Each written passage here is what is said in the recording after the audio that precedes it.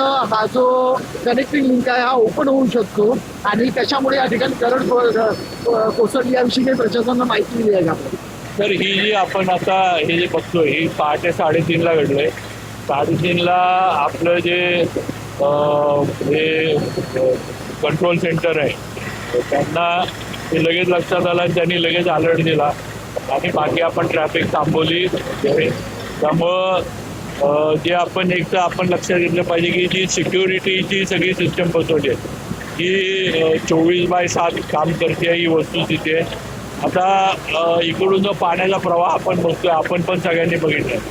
हा प्रवाह यापूर्वी कधीच इकडनं आलेला नाही आहे. हा मोठा प्रवाह आल्यामुळे त्याच्या मागनं मोठे मोठे दगड आले आणि जो आपल्या दर्शनी भागाचा बीम आहे त्याचा ॲक्च्युली स्ट्रक्चर किंवा बोगद्याची तसा काही तो दर्शनी भागाचा बीम जो आहे तो वरनं खाली कोलॅप्स झाला दगडांकडून.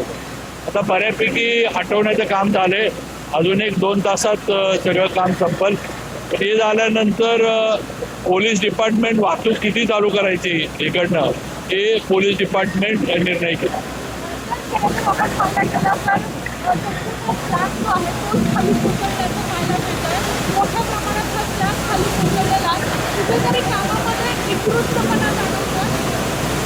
नाही हा स्लॅब नाही आहे, हा वरचा बीम आहे. म्हणजे आता आपण समोरचा जर बोगदा बघितला समोर जो बीम दिसतोय तो बीम वरनं खाली आलाय. स्लॅबला काही झालेलं नाही आहे त्यामुळे स्ट्रक्चरला काही नाही आहे.